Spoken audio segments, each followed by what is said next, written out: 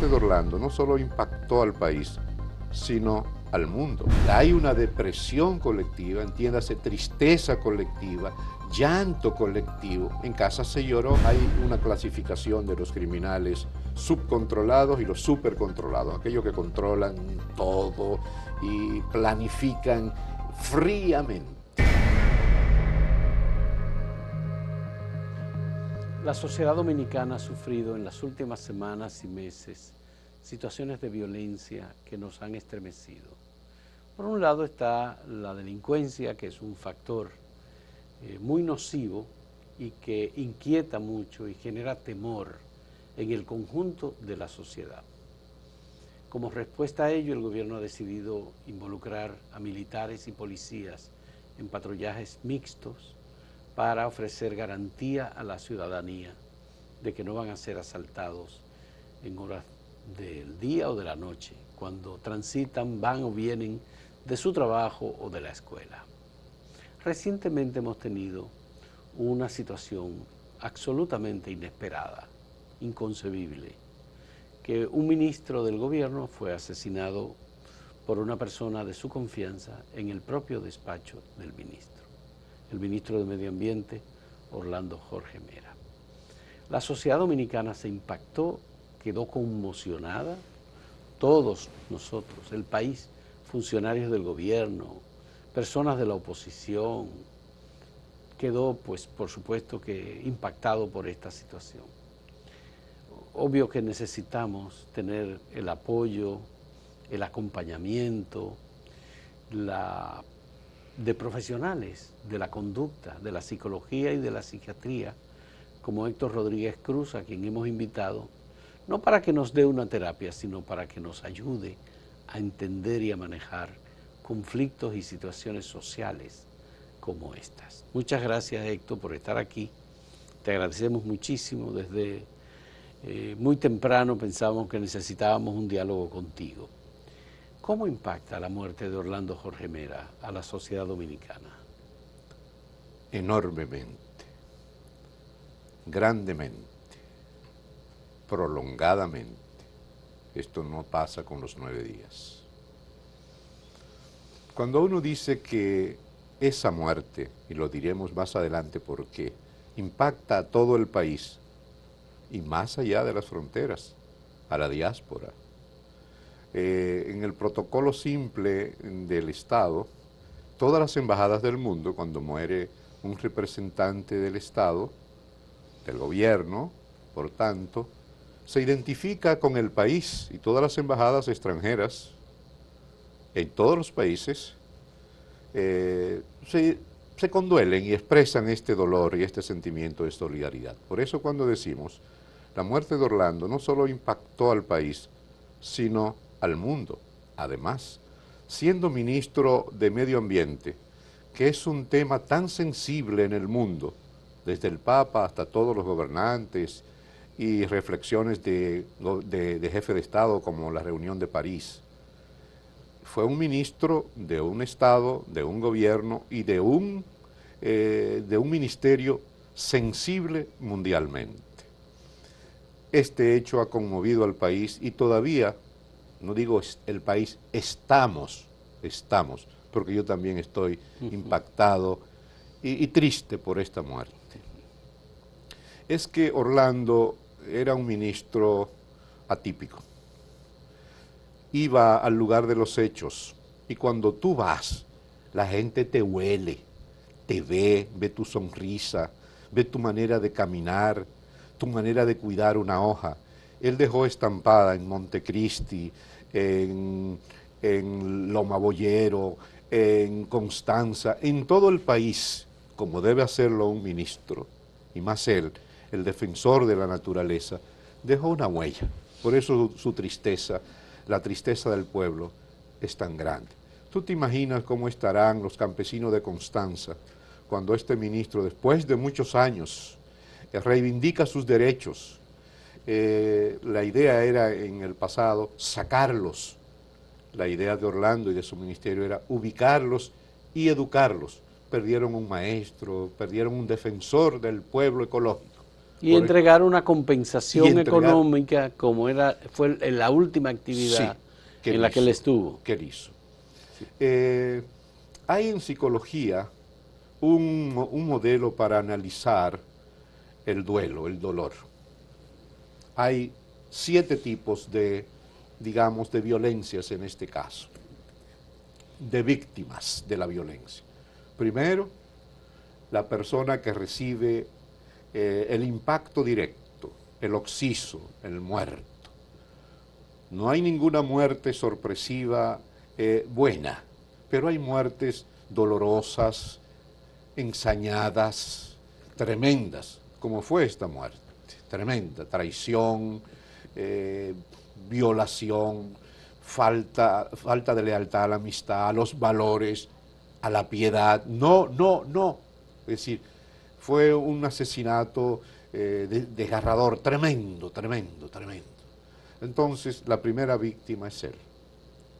Y cuando digo él, toda la gente de su generación, el político sutil que representaba al partido en la Junta, el hijo de un expresidente y de una primera dama, ejemplos del país, todos sus amigos y sus nietos y sus parientes también son impactados, toda la gente del ministerio y sus familias, todos los jóvenes, todas las madres que tienen un hijo de 57 años.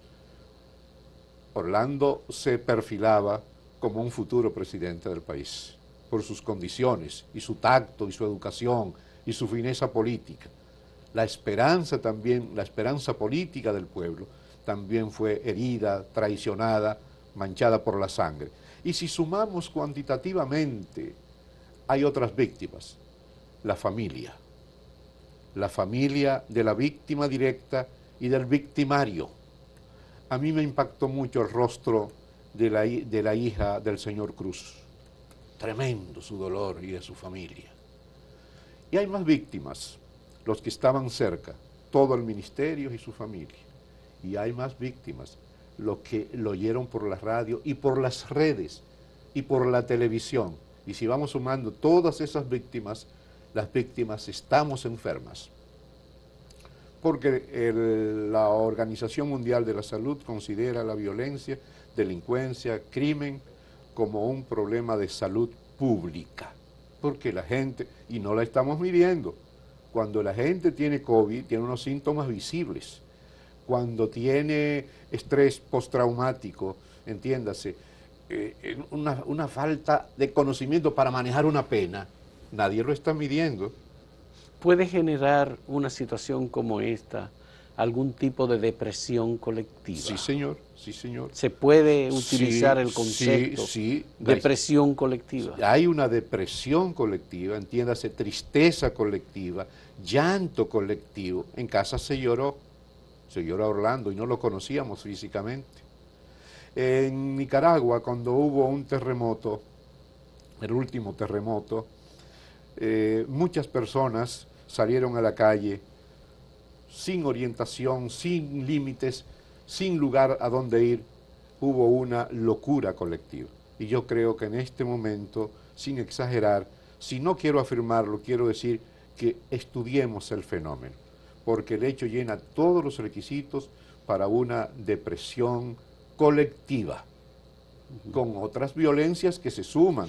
Me inquieta conocer cómo debe el gobierno manejar, por ejemplo, la situación con el personal del Ministerio de Medio Ambiente y del Ministerio de Turismo, que están ahí juntos. Sí. Y que salían juntos o trataban de volar la cerca cuando estaba todo cerrado. Sí, y que eso lo vimos todos. Sí, 2 ministerios. Sí. Estas personas van a sufrir un estrés postraumático serio.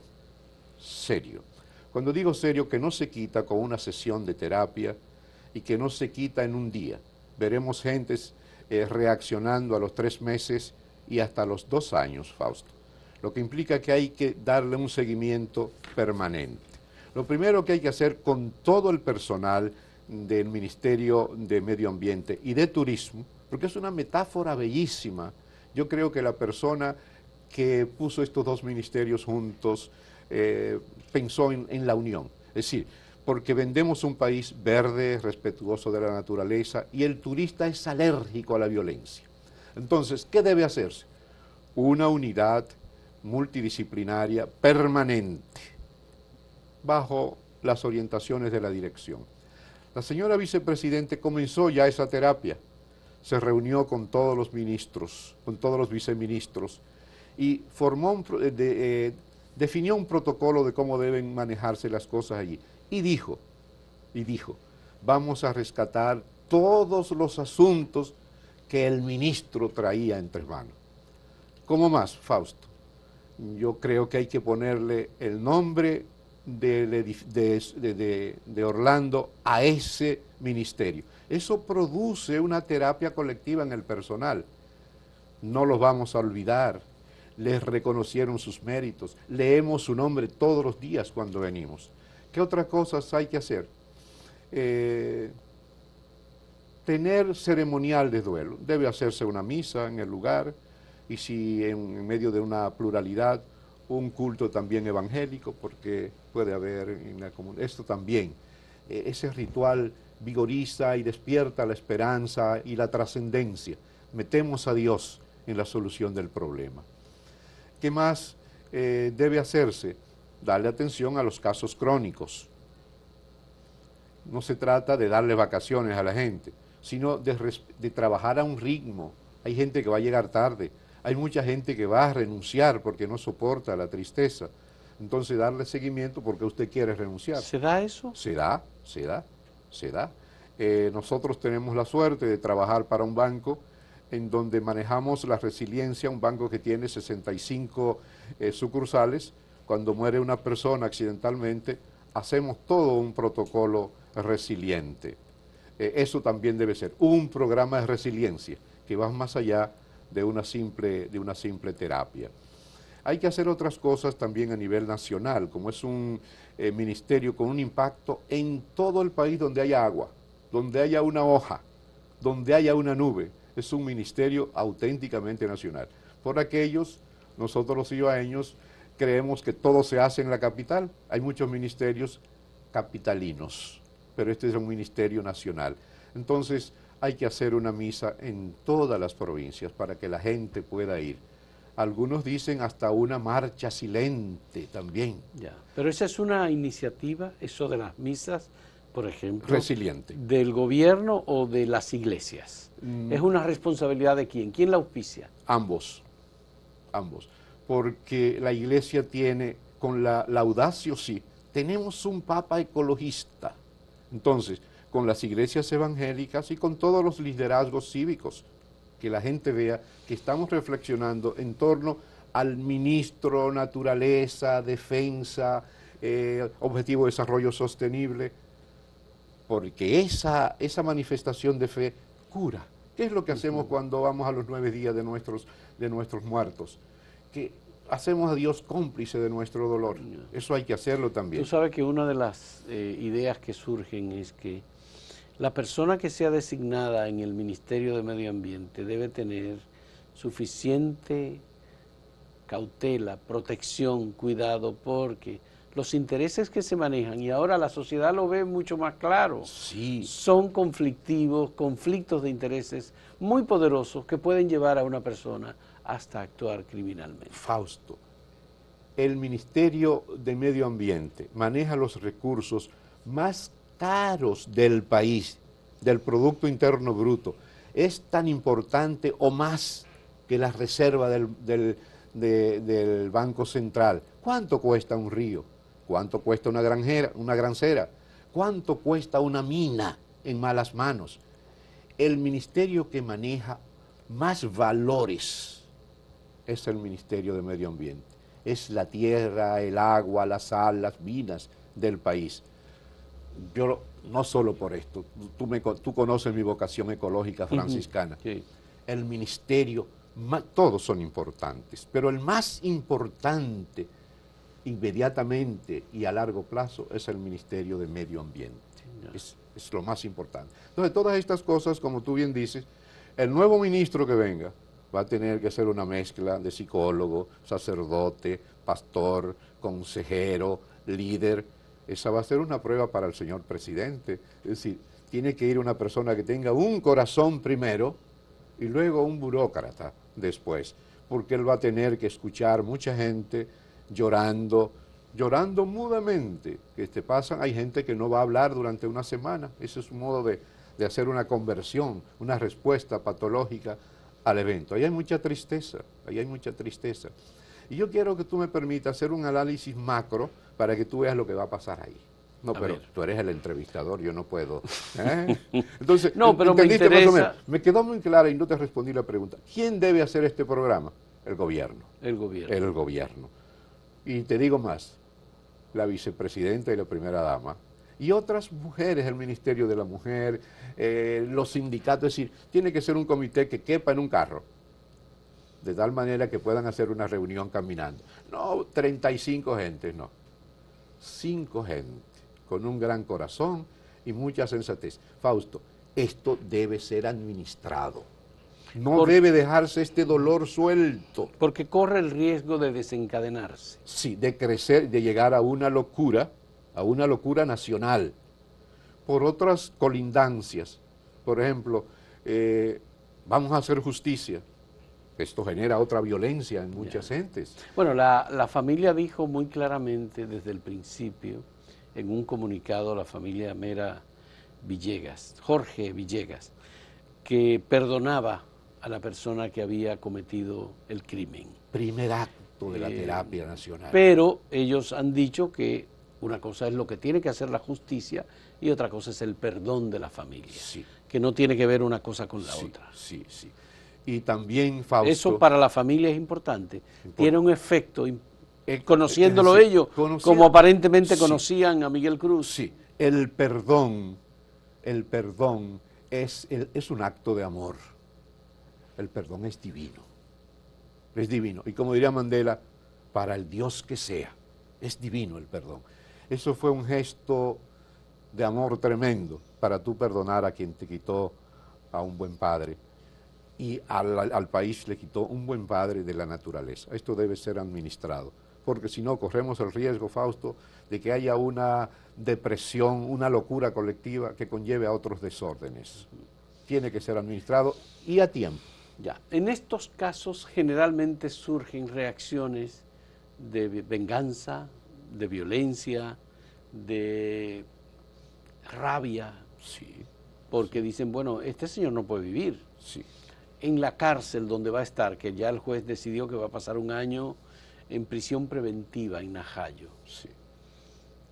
¿Podría ser esa persona víctima de alguna acción, de un linchamiento? Sí, sí. Y esto generaría otras violencias en quien lo hace. Es decir, si estaban en 6º curso de violencia los reclusos, van a pasar ahora a un grado universitario. Porque aunque para ellos es una fiesta diabólica, destructiva, patológica. Este señor tiene que ser cuidado y tiene que ser sanado para que dentro de 40 años, cuando vuelva, se sienta perdonado y no dañe ni a su familia ni dañe a los otros, ni que tampoco él se suicide, Entonces, ese mensaje de la familia Mera Villegas es un punto de partida. Hay que hablar mucho de perdón. Los medios de comunicación tienen que dedicar una reflexión, yo diría, durante un mes, todos los medios de comunicación, a una reflexión, así como están haciendo análisis que desbordan la verdad muchas veces, porque se hacen emotivamente. Tiene que hacer una oración, una reflexión sobre el perdón, sobre el cuidado de los otros, porque aquí, Fausto, hay una violencia contra nuestra naturaleza. Hay una violencia. Ahora no hay agua, ahora hay mucho calor. Toda esa violencia se va a acrecentar en la medida que mueran los ríos y los bosques. Entonces, es un problema sumamente serio. Bien, vamos a hacer una primera pausa en este diálogo con Héctor Rodríguez Cruz, psicólogo, terapeuta clínico en psicología, sobre este asunto de la violencia y la situación ocurrida hace una semana con Orlando Jorge Mera. Volvemos en un momento.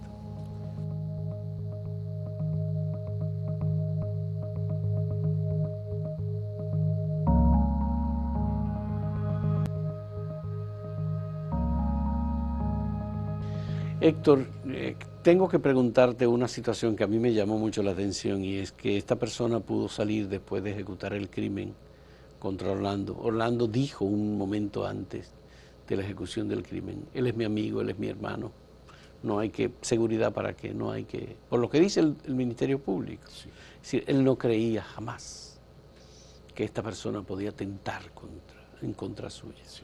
Pero esta persona atenta contra Orlando, sabe que lo asesina, se marcha del ministerio y va y entra a una iglesia en donde le pide al sacerdote que si va a llamar a las autoridades, primero que le garanticen su vida. Sí. ¿Cómo se interpreta él si él acaba de cegar una vida? Sí. Los estudios o las cosas que se deban afirmar de esto deben ser práctico-teóricas. Entonces se hace estudio, hay muchos estudios serios, contemporáneos, actuales, sobre el comportamiento de los asesinos y de los criminales.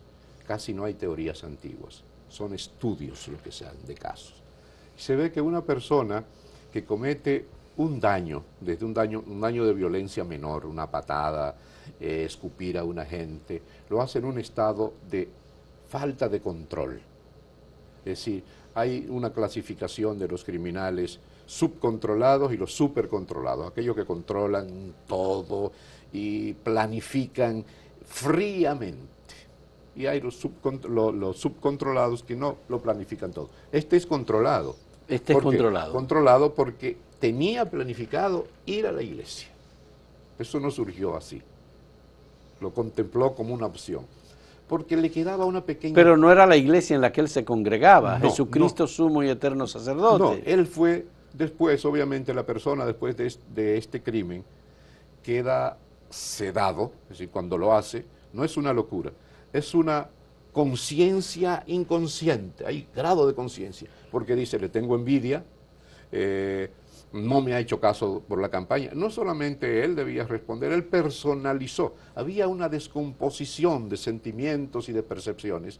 Él la personaliza en Orlando y lo mata. ¿Qué pasa después de esto? Los estudios. La persona entra, porque si no, en vez de coger para la iglesia, coge para Jaina, se tira al mar. La persona queda sedada y funcionan unos mecanismos freudianos elementales. Tengo que salvar la vida. A mí no me importa si voy a durar 40 años, voy a salvar la vida. ¿Cómo la salvo? No puedo ir a mi carro, cojo un motoconcho y me voy a una iglesia. ¿Por qué? Porque hay un sentimiento, acuérdate que él estudió en colegios católicos, hay un sentimiento mínimo sobre el bien y el mal. De culpa. De culpa, de arrepentimiento tardío.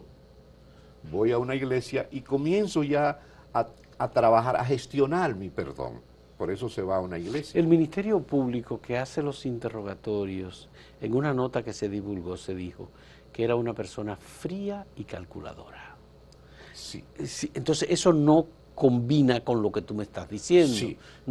Él no muestra arrepentimiento. No. Vamos a solo lo sabremos conversando con él en un ambiente respetuoso. Yo creo que respetando la percepción del Ministerio Público hay un poco de prejuicio. Es cuando la gente trata de ser psicólogo. Eso, frío y calculador. Oiga, hay mucha gente normal que no asesina que es frío y calculador. Un buen empresario tiene que ser frío y calculador. Entonces es un prejuicio. Es decir, ¿cómo sabemos que es frío y calculador? ¿Usted lo vio inmediatamente o lo está viendo en este momento? Tiene que ser frío porque... Obviamente que lo vio porque lo fue a recoger a la iglesia, sí, pero cuando... lo interroga, conversa con él, nota que el individuo no está arrepentido de lo que ha hecho. No, no está... Y queda como si no hubiese ocurrido nada. Es que está bajo una sedación, porque a medida que pasa el tiempo, él va haciendo un insight sano, va a ir recordando cómo lo hice, cómo mi hija me acompañó. Y mira, esas cosas las personas sienten, los asesinos sienten. Por ejemplo, dentro de la terapia colectiva que hay que hacer, es buscar a las madres de los asesinos. Las madres de los asesinos, para ellas no hay asesinato. Yo lo he visto en la cárcel. Los asesinos destruyen todo, menos la figura materna. Entonces eso de frío y calculador, tiene que ser frío. Hoy no hay 35 policías persiguiéndolo justamente a usted. Usted tiene que ser frío. Es decir, ¿Que está arrepentido? No lo sabemos, eso es un proceso largo y complejo, como el perdón. Por lo menos sus abogados han dicho que hasta ahora la presunta víctima, ellos dicen que no, que él no es culpable. Que él no es culpable, por lo menos lo que dicen los abogados. Sí. Ya sabemos que esto es un aspecto jurídico. Jurídico, sí. Y es una representación suya la que está hablando. Sí. Es decir, él tiene que haber hablado con los abogados y dicho algún tipo de razón que no se conoce. Sí.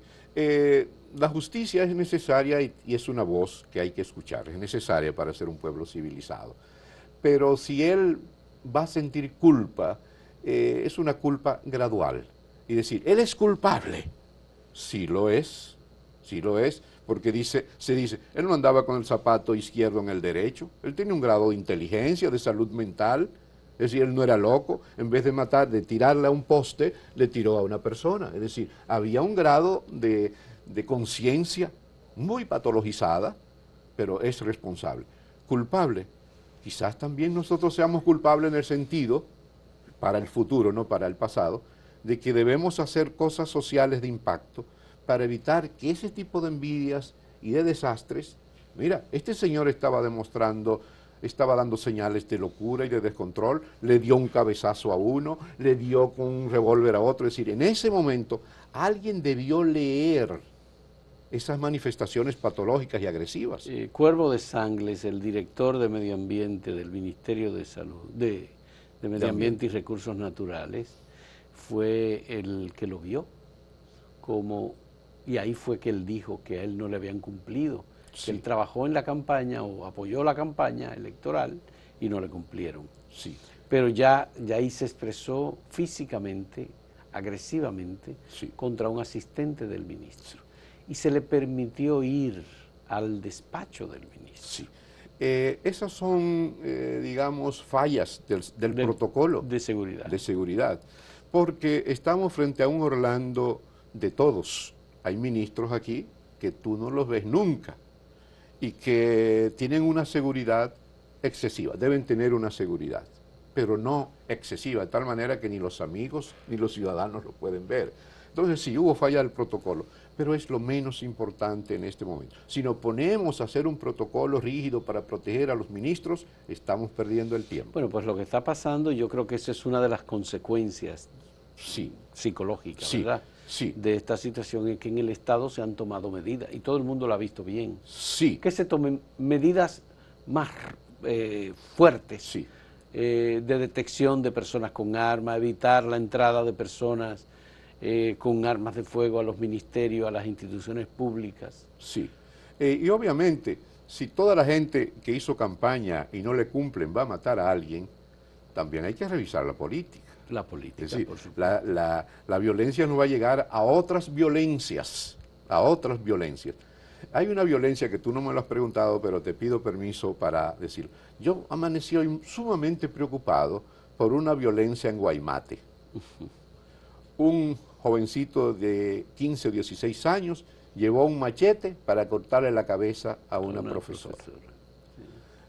Es una demostración de que en la Romana entera hay un foco de enfermedad y debe importarle al ministro de Educación, porque fue una escuela, al director, a la comunidad, al síndico, al párroco, al pastor, y reunirse. Tenemos una enfermedad en esta escuela. Orlando iba a esos sitios a curar los conatos de violencia ecológica.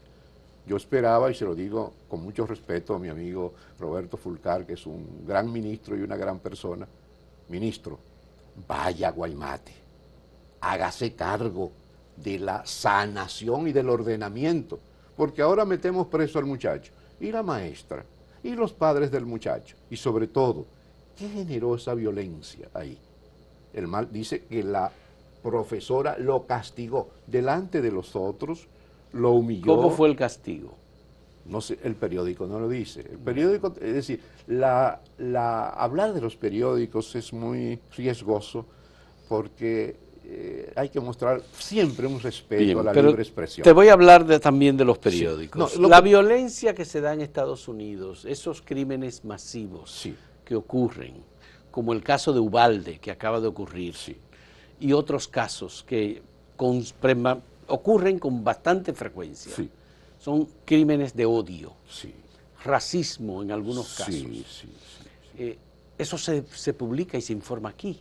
Sí. ¿Eso tiene algún efecto en la sociedad dominicana? Claro que lo tiene, porque estamos diciendo, esto se da en todo el mundo, esto no es solamente aquí, entonces descuidamos lo de aquí. Si ellos que son blancos y tienen tanto dinero, tienen, es decir, sí, es decir, hay una insularidad que justifica lo que pasa en otro continente. Entonces, es ahí, la prensa tiene que decir las cosas como son, pero tiene una gran oportunidad de educar también. Esto que estamos haciendo, de educar y decir, qué bueno que ese medio hubiese dicho, ministro, vaya a ver ese caso de la Romana, porque eso es importante. Entonces, hay que atender, Fausto, en este momento, todas las violencias que hay.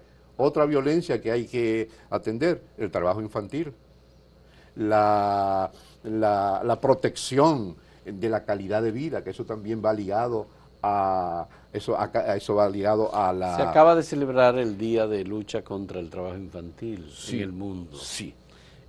Hoy uno de los diarios, Diario Libre, publica un reportaje Lo leí. sobre el tema del suicidio, particularmente que afecta al 80 y tanto % de los hombres, Sí. más que a las mujeres. Sí. Un trabajo bastante bien documentado. Sí, lo leí. Y esos son trabajos de algún modo educativos Así que es. orientan Sí. a la ciudadanía y ayudan en la orientación de las políticas públicas. Eso es, yo felicito ese periódico. Eso es, dice las dos cosas. Pero te termino la idea de la seguridad ciudadana. La seguridad ciudadana no es solamente, y es positivo el que haya un patrullaje mixto, pero debe ir acompañado de otras medidas. No es solamente proteger directamente de que el criminal no venga, la calidad de vida también. Mira lo que está pasando en Agua ahora. Sí. Se está lloviendo a veces y el vertedero está siendo manejado mal en la tierra de mi amigo Chu Vázquez, que es un gran ministro. El ministro de Interior Sí, y Policía. allí hay violencia por la basura y esta mañana, porque uno se vuelve un poco crítico, aunque respetuoso, oía a un ministro de Proyectos Especiales que decía, estamos trabajando en el vertedero de Punta Cana. Porque usted se imagina... ¿De Punta Cana o de Nagua? No, de Punta Cana. Ah, el de Punta Cana. Están trabajando en un En reordenamiento Higüey. de todos los vertederos. Y eso es bueno. Decía él, usted se imagina que un turista vea, sienta que hay humo. No, ministro, los turistas y los habitantes, y las aves, Sí. y las plantas también. Esto es integral, mira. Sí, y pero el razonamiento es básicamente porque eso es un polo turístico el más importante del sí, país. Precisamente. Y el polo turístico, también los de ahí son los que trabajan, hay que cuidarlos. Claro. Y también el turista, hoy día hay un turismo ecológico y hay que cuidar también la naturaleza porque el turista viene por eso. Pero hay una gran verdad en el mensaje del ministro. La ecología, el medio ambiente atrae al turismo. Entonces, nosotros necesitamos de un turismo vigoroso como el que tenemos ahora. Sí. Y eso nos obliga a reducir la violencia y a cuidar el medio ambiente. Porque van ligadas. Y este tema, Fausto, que qué bueno, yo te lo iba a pedir que me invitaras, nos lleva a una gran reflexión, Por ejemplo, yo oía, entonces, todo lo que suene a violencia y a solución de violencia ahora nos sensibiliza. Oía al director de Intran que decía, los culpables de los tapones son los choferes. Es una verdad a cuarta, ni siquiera a media. Tenemos la misma ciudad, de hace 50 años, las mismas calles, con un parque vehicular enorme. Es decir, todos somos culpables. Tenemos gente con licencia que no debe tenerla. Mira, si a mí me nombraran asesor gratis del Intran, toda la gente que comete una infracción la llevaba al Centro Olímpico en un lugar con aire acondicionado, con sándwich y con café, a darle una reflexión de 2 horas sobre la vida, sobre la solidaridad, el compañerismo, educación cívica, después, aunque le pongan, independientemente de que le pongan una multa. Son las 2 cosas, la coerción, la aplicación de la ley. Yo no digo la aplicación dura, la aplicación. No puede haber Héctor, esa es una de las grandes tragedias de la sociedad dominicana. El tránsito. Aquí ni los conductores de transporte público colectivo, ni los de los vehículos privados, que se supone que tienen formación porque tienen condición económica. Y se educaron, fueron a la ¿verdad? universidad, buenas escuelas. Respetan absolutamente. Y sobre todo los delivery Sí. y esos motoconchistas y motoristas. Sí. Que los semáforos no son para ellos. No. Y además ellos van de manera violenta Sí. y afectan el ánimo, digamos, el estado de ánimo. Sí. Entonces, todo es un caos. Sí. Y las autoridades, por lo que yo he visto, el Intran no está haciendo. No está. Mira, Fausto, y tú dirás que a mí me pasan cosas. Yo he llamado 17 veces al Intran para ofrecerle, llamé al ministro Macarrulla, que lo conozco, a él lo nombraron presidente de la Comisión de Transporte, y yo le escribí. E inmediatamente me contestó, porque él es así, y me dijo, voy a poner a mi secretaria a llamar al Intran para que te reciban. Llamé al Intran, dije que el ministro me había mandado, llamé 17, 18 veces y no me recibieron. Fausto, en el tránsito muere más gente que en una guerra. Este es uno de los países con mayor letalidad. La segunda causa, sí, y lo que se pierde, lo que se produce a nivel de dolor, a nivel económico. Y las mutilaciones. Las mutilaciones. Sí. Entonces, ese es un gran tema de violencia. Y no nos metamos en la violencia de género, en la violencia ecológica, la violencia en el trabajo. Este es un momento que hay que aprovechar este dolor para que no se nos olvide, ¿eh? Porque aquí cuando suena en octubre el primer aguinaldo, se olvidan los dolores. Hay que hacer una reflexión nacional organizada, aprovechando todos los liderazgos. Hay otra cosa, un gran tema que viene por ahí, la responsabilidad de los gobiernos locales en el control de la violencia. Debe haber una cumbre de los ayuntamientos para obviamente, con los lineamientos del gran control que emana del Interior y Policía, del Ministerio Público, tiene que haber una responsabilidad por la seguridad ciudadana. Bueno, los ayuntamientos tienen directamente una víctima, que fue Juan de los Santos, el presidente de la Federación Dominicana de Municipios. Juan de los Santos murió asesinado así. Otro que murió asesinado parecido fue Milton Peláez, un comediante y artista dominicano. En todos los sectores tenemos, y en cada provincia, cada día hay un muerto que deja cientos de personas adoloridas. Quiero decir que una familia también a la que debemos darle seguimiento es a la familia del asesino, por llamarla de alguna manera. Hay que darle seguimiento a esa familia que también tiene su cruz. Cuando yo daba aquella clasificación de la víctima directa que fue Orlando, su familia, los empleados, el pueblo dominicano que lo está siguiendo esto, no por morbo, sino asustado, conmovido, porque era una persona símbolo, era una persona símbolo, que sonreía, que iba al lugar, que no se cuidaba. Hay que enseñar a cuidar la naturaleza y a cuidarse él.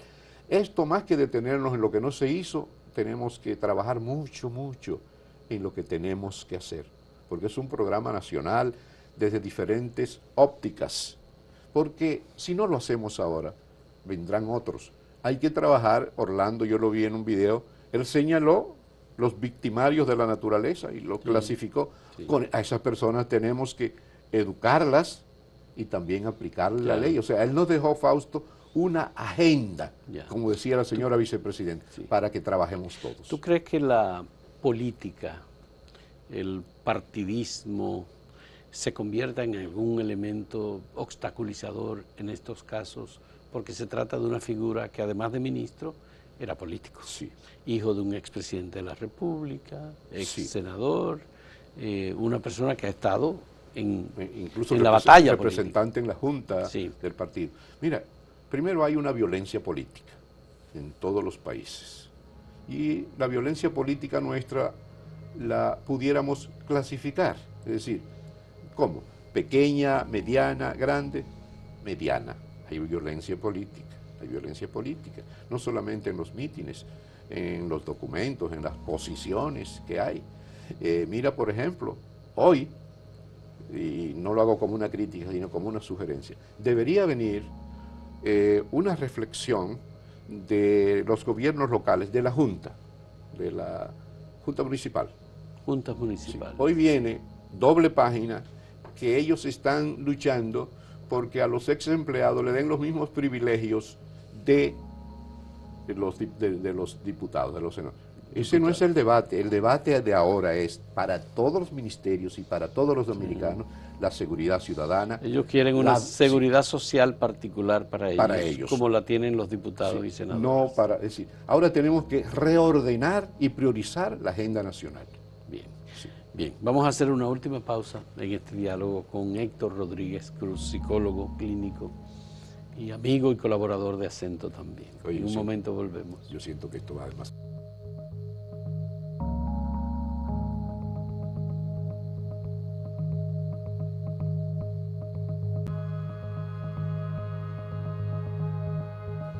Héctor, aunque hemos tenido el caso de Orlando, Jorge Mera y el caso de Juan de los Santos, hay que tomar en cuenta que en República Dominicana no existe una violencia con terrorismo, como la hemos tenido en México, por ejemplo. Sí, y en Colombia. Y en Colombia asesinan periodistas, los secuestran, o lo que tenemos en Haití, sí, que estamos continuamente escuchando secuestros de personalidades para pedir rescate y hay una situación de ingobernabilidad. No es el caso de República Dominicana. Eso es una bendición todavía. Bien, entonces quiero saber la diferencia entre una cosa y otra, es decir, en términos de las políticas públicas. Básicamente, en este caso, no se trata de mejorar los sistemas de seguridad del Estado, así es, sino de establecer políticas de cuidado, de salud, de protección colectiva. Sí. A ver. Sí. Afortunadamente, reflexión sobre eso. Afortunadamente no tenemos esos tipos de violencias mayor, afortunadamente. Y tenemos que decir, qué bueno, y tenemos que decir todavía. O los casos de Estados Unidos en que la mayor parte de la población está armada, sí, jóvenes salen con armas que tienen sus padres o que ellos mismos han comprado y asesinan a un grupo de personas. Sí. Eso no está aquí. Sí, esto es una suerte y creo que ha sido muy bueno que haya sacado el tema. Todavía no lo tenemos.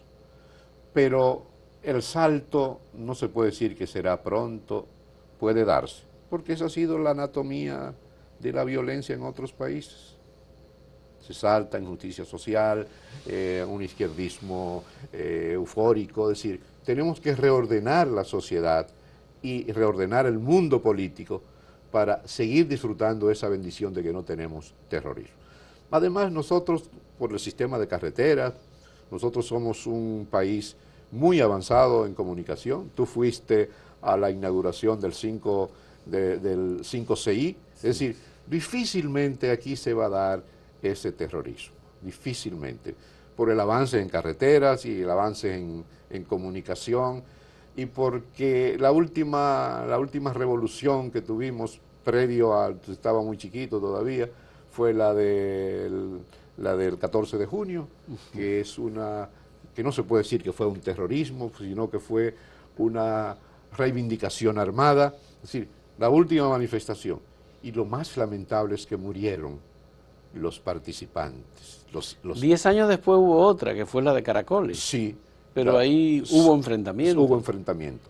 Pero ya ha habido incluso el mismo ejército ha pasado por un proceso de tecnificación y de civilización y de profesionalización que ya enfrentaría esto de otra manera. El monopolio de las armas está en manos del Estado. En manos del Estado. Y el poder, hay una violencia del poder también, una violencia del poder. Sí. Apretar a la gente con multas, con apresamientos.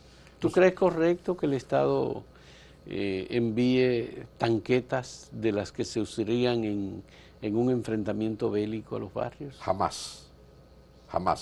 Se quema el gobierno. Es decir, hay otras cientos de medidas que ahora no te las digo porque ya todo eso está escrito, como tú decías, antropólogos, psiquiatras, filósofos, psicólogos, todas esas fórmulas están ahí. Ya. Lo que pasa es que la violencia nos puede llevar a un estado de anomia. Te estás refiriendo a un editorial que nosotros publicamos en Acento diciendo que ya hemos experimentado a los expertos en violencia de la Policía Nacional como directores de la policía y como jefes de la policía. Sí. La mano dura se ha empleado permanentemente. Nunca el país ha utilizado en la Policía Nacional para enfrentar la violencia a psicólogos, psiquiatras, antropólogos sociales, cientistas sociales, sociólogos, que puedan analizar los factores e ir a los barrios en una política distinta de política pública de detención de la violencia, que no vayan armados, que vayan con un discurso, con un diálogo, que establezcan, conversaciones sobre los factores que originan la violencia. Grupos focales, ¿qué es lo que entonces tú escribiste un artículo diciendo que sí, que tú estás de acuerdo con eso. Estoy de acuerdo tremendamente contigo, ampliamente, y se llama mi artículo para detener la violencia en el país, no solo guardias ni policías. Y oye bien esta sutileza. Los guardias que yo usara, los visto de policía. Porque en todos los países los ejércitos son para cuidar el territorio nacional. La soberanía nacional. Entonces aquí la soberanía no está violada, la soberanía está enferma. Lo vestía de policía, y lo digo en serio. Y eso sería un proceso del lenguaje gestual. La ausencia de armas ya es un mensaje suficiente. Y hablando de la policía, por favor, que al lado del experto español que va a dirigir la reforma de la policía de nosotros, de Dominicana, pongan 16 dominicanos, porque esa reforma de la policía, que es necesaria también para que no se dejen provocar por ignorancia, no genere una violencia de la policía, que es necesaria para la paz ciudadana. Bueno, el único centro de formación que tienen los agentes policiales es la Escuela 2 de Marzo de la Policía Nacional, o 3 de marzo. Tienen una universidad, bien. Y tienen el centro de Atillo. Bien, pero eso es para oficiales. Sí. Entonces, quienes están en la calle no son los oficiales. Y déjame decirte, déjame aprovechar para hacer una defensa de los AMET. Tú pones un AMET que el uniforme se le descolora por el sol, eso baja la estima. Mira cómo está vestido ese AMET. Sin agua, sin baño, 12 horas, sin vacaciones, sin ver a su familia. Cuando este señor aborda una situación disciplinaria, está estresado. Esas son de las cosas que le diríamos, no al jefe de la policía, a la comisión. Entonces, ahora, Fausto, hay que hacer, no de emergencia, sino porque la situación le amerita, una gran comisión o una comisión de 5, como yo te decía, para que le presente al señor presidente y al Congreso medidas, porque cada vez que se pierde una vida por violencia, se genera un gran dolor. Mira, 3.000, 4.000 gente, los primos, los sobrinos, la esposa, los abuelos, se enferma. Esto hay que verlo con el corazón. Y ahora yo estoy trabajando en el Infotep un tema que se llama habilidades blandas, como el amor, la compasión, en las empresas, porque esto es mundial. Entonces, que por favor jamás utilicemos mano dura, mano caritativa, sí, mano amorosa, mano que abraza. Porque la gente entiende que la manera de terminar con la violencia es la mano dura, es matar a los que participan de la violencia. Es matar, el único crimen que se permite es matar la violencia, matar la violencia. Es un tema de muy difícil manejo para la sociedad, por la indignación que genera la violencia, los asaltos, sí, la desprotección que normalmente siente la ciudadanía, y porque en ocasiones estos asaltos y esta delincuencia también genera muertes. Sí, sí, ciudadanos, sí, mujeres, hombres, sí, trabajadores, gente honesta, sí, que son asesinados por unos delincuentes, sí, que les roban el resultado de su trabajo, del día, de la semana o del mes. Sí, sí. Tú me permites, y tengo que pedirte excusa porque tú eres el entrevistador, y un entrevistador que a mí me gusta, es decir, tú eres mi líder de los entrevistadores. Ay, Dios mío. Te voy a hacer 2 preguntitas y no necesariamente me las respondas. ¿Tú crees que en este momento se presta para hacer una cumbre efectiva, incluyendo todos estos profesionales y líderes comunitarios y la policía y el ejército, una cumbre para el control, para asumir la violencia? No me responde. Segundo, ¿estaría Acento y Fausto Rosario y su equipo dispuestos a organizar esta cumbre? Mire, el Ministerio de Interior y Policía desarrolló las mesas comunitarias de diálogo sobre el tema de violencia. Eso se ha hecho. No como cumbre, Sí. pero por municipio o por provincia lo han hecho. Y Sí. eso se maneja dentro del Consejo Sí. Superior de la Policía Sí, Nacional, Fausto, pero en no, donde está el Ministerio de Medio Ambiente. Sí. Yo estoy de acuerdo, Sí. yo estoy de acuerdo. Yo creo que hay que sacar el tema de la violencia de las manos de la policía Sí, y del Ministerio de Medio me del responde. Ministerio de Interior y Policía. Totalmente. Sacarlo de esas Hay manos. que sacarlo. Aunque ellos estén ahí, por supuesto, Sí, claro. que son los que tienen la especialidad técnica, la Sí. capacidad, Y los recursos. el personal, los recursos, etcétera. Sí. Pero hay que sumar a otros actores, que es lo que nosotros hemos estado pidiendo. La Sociedad Dominicana de Psicología, la Sociedad Dominicana de Psiquiatría, la Asociación de Psicólogos o de Sociólogos, Sí. la Escuela de Sociología de la Universidad Autónoma de Santo Domingo, Sí. invitarla a analizar y a estudiar aquellos factores que todavía las autoridades no conocen o no manejan. Sí. Proporcionarle las estadísticas que tiene la policía, Sí. en dónde están los lugares de mayor actividades de violencia, de asaltos, de atracos, de robos. Sí. Por ejemplo, robos de celulares. Eso es lo preferido. Y matan Eso es gente. lo máximo. Porque todo el Entonces, mundo tiene un celular. porque sí, pues todo el mundo tiene un es celular. una víctima potencial. Tú vas a tomar un taxi, tú estás esperando un Uber y resulta que llega un motorista, te dice dame el teléfono y te lo quita. Sí. Y Entonces, si no se lo da, te puede y dar si un no, tiro. te puede dar un tiro o te pega una puñalada. Sí. Entonces, esa es una situación que las autoridades tienen que analizar para buscar algún tipo de protección, como lo han hecho en otros países en donde la violencia ha sido mayor, Sí, como el caso sí. de Colombia. De Colombia, de por ejemplo. México, sí, De- hay- que están que afrontando. han afrontado Sí, sí, esa realidad. sí. Entonces yo creo, no es necesariamente una cumbre de carácter político, porque No, eso se va a quedar una cumbre técnica. nada más que en lo político, Sí, técnica. pero obviamente hay que comprometer a la comunidad. Te- Comprometer, digo yo, Sí, a la comunidad. a la comunidad. A mí me parece que eso es fundamental. Sin la participación de la comunidad no se va a combatir la violencia. La policía sola por sí misma puede. no podrá. Bueno, el Ministerio de Interior y Policía tiene un observatorio de seguridad ciudadana, en donde se buscan las estadísticas de violencia. Pero no es decir, hay que sentar más gentes en esas mesas, más Sí, gentes. claro. Y segundo, necesitamos urgente crear un observatorio contra la violencia y el crimen, que existe en todos los países. ¿Cómo se hace eso? Se hace despacio, tendríamos que dar una explicación. Hay que hacer muchas cosas, hay que priorizar cosas, pero si no hacemos nada, eso es equivalente a la violencia. Si no se hace nada, estamos fomentando la violencia. No hemos mencionado un departamento importante del gobierno que tiene experiencia y que puede aportar elementos muy valiosos. Estoy pensando en la Procuraduría General de la República, como el ente que tiene la representación de la sociedad Sí. para perseguir el crimen organizado, Sí, señor.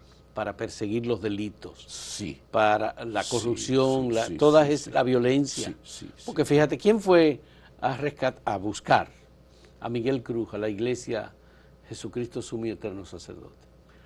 La directora de persecución Sí. del Ministerio Público, En Jenny perso- Berenice en Reynoso, persona, en con el persona. director de la policía, Alberto Ten. Sí, sí. Entonces, obviamente que ese es un departamento, aunque Sí. no lo mencionamos antes, Sí, hay sí. que incluirlo con los demás Sí, sí. en ese esfuerzo de diálogo y de descubrimiento, porque a nosotros nos falta descubrir la causa. Sí, esa De la es la base. Y aprovechando que está ahí en este organismo que tiene la capacidad, que está doña Miriam, que es una persona ecuánime, con visión, con una ética. Yo creo que desde ahí pudiera salir ese liderazgo. Bueno, desde ahí eso podría es, salir ya. ese liderazgo. Bien, Héctor, muchas gracias por esta conversación. Tú me has cambiado el rol aquí porque tú me has puesto a mí a Con tu hablar permiso de un tema. fue. Y eso fue bueno. ¿Quién entrevista al entrevistador? Sí. Porque yo creo, Fausto, que tú, así como muchos, tienen mucho que decir, pero generalmente no lo dicen porque nos hacen decirlo a otros. Es Bueno, importante también Qué escucharlo a bueno que ustedes. hayamos tenido la oportunidad de escuchar a Héctor Rodríguez Cruz, psicólogo clínico, pensador, filósofo, educador, que ha tenido una experiencia muy, muy rica en estos temas de los que hemos conversado. Muchas gracias, Héctor. Y gracias a ustedes por acompañarnos en este diálogo sobre el tema de la violencia en República Dominicana.